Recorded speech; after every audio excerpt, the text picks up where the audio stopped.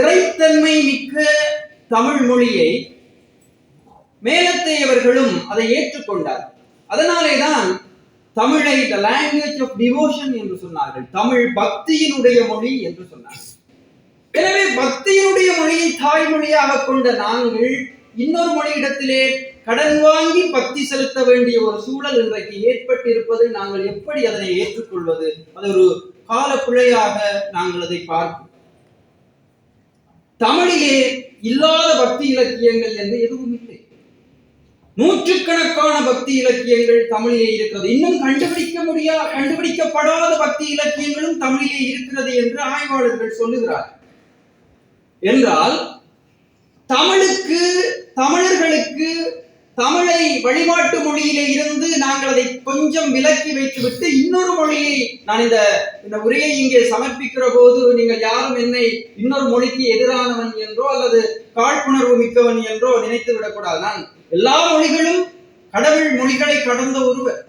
மொழிகளை கடந்த கடவுளை நான் தமிழ் மொழியினால், என்னுடைய தாய்மொழியினாலே வணங்கலாம் என்கிற ஒரு விடயத்துக்காகத்தான் இதை நான் இங்கே பதிவு செய்கிறேன்.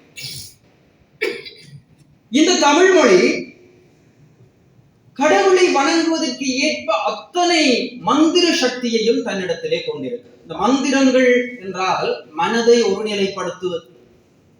இப்ப இன்றைக்கு இருக்கின்ற அறிவியல் உலகம் என்ன சொல்கிறது? இந்த ஒளி இருக்கிறது. இங்கே நாங்கள் வெளிச்சத்திலே இருக்கிறோம். மின்குமிழிலே இருந்து, மின்சாரத்திலே இருந்து ஒளி வருகிறது. இந்த ஒளி மின்குமிழுக்கூடாக வருகிற போது அந்த ஒளி வெறும் ஒளிதான். அது உங்களை நானும், என்னை நீங்களும் பார்ப்பதற்கு அது உதவி செய்கிறது. இதே ஒளியை ஒருமுகப்படுத்தி செறிவூட்டுகிற போது அது இரும்பையும் துளைத்து செல்கிற ஆற்றல் மிக்க ஒரு சாதனமாக மாறுகிறது என்று சொல்கிறார்.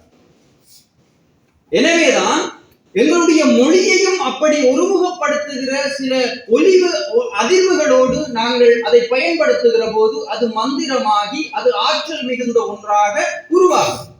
அந்த ஆற்றலை எங்களுடைய முன்னோர்கள் பயன்படுத்தி இருக்கிறார்கள். பலரும் அதை நாங்கள் பயன்படுத்தும்.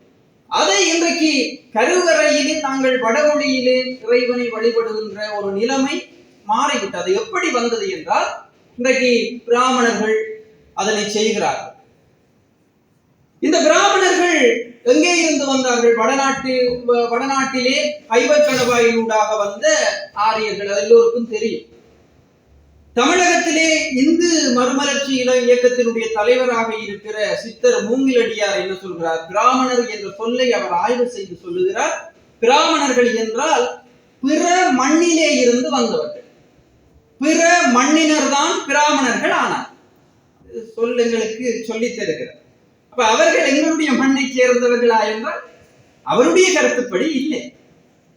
அங்கே இருந்து வந்தவர்கள் எங்களுடைய மொழியை கொஞ்சம் தள்ளி வைத்துவிட்டு, அதற்கு வரலாற்று ஆதாரம் இருக்கிறது. பழனியிலே தமிழ் கருவறையிலே ஒலித்துக் கொண்டிருந்த காலத்திலே அங்கே வந்த ராமபையன் என்று சொல்லப்படுகிற அரசனுடைய பிரதிநிதி தமிழை கருவறையிலே இருந்து நீக்கிவிட்டு வடமொழியிலே பாராயணம் செய்கிற, அர்ச்சனை செய்கிற பிராமணர்களை அங்கு நியமித்தான் என்று பழனி செப்பேடு எங்களுக்கு தகவல் தருகிறது.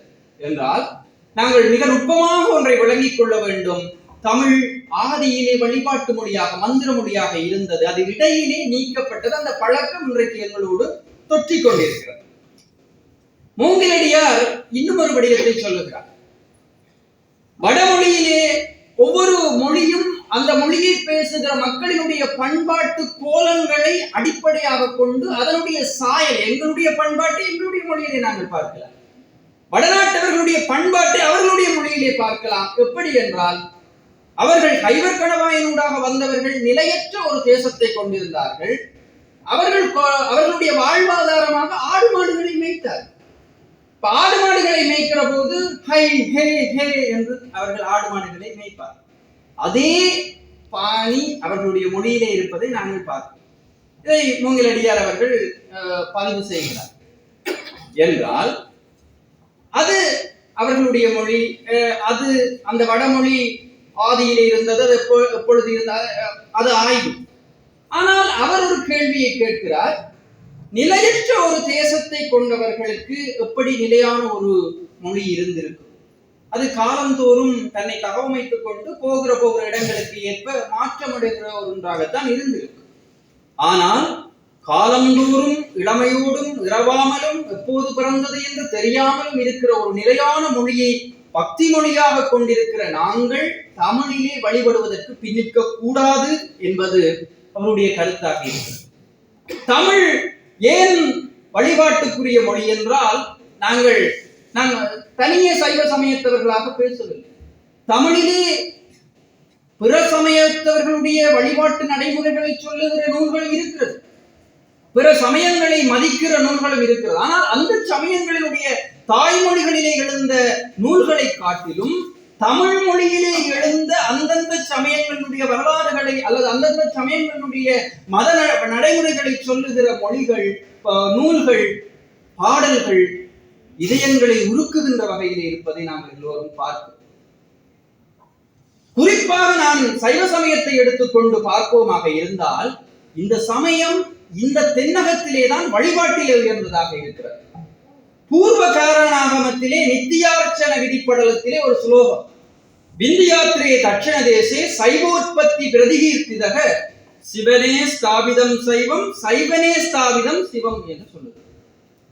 இந்த விந்தியமலைக்கு கீழே இருந்த இந்த மண்ணிலேதான் இறைவன் வழிபாட்டு சைவத்தை உருவாக்கினான். அவனே தமிழ் மொழியை உருவாக்கினான். தன்னை எந்த மொழியிலே வழிபடுவது என்கிற போது இறைவனே சொன்னான், மற்ற நீ வன்மை பேசி வல்றொண்டன் எனும் நாமம் பெற்றனை நமக்கும் அன்பிற் பெருகிய சிறப்பின் மிக்க அர்ச்சனை பாட்டேயாகும் ஆதலால் மண்மேல் நம்மை சொற்றவள் பாடுகை என்றார் தூமரை பாடுங்கள்.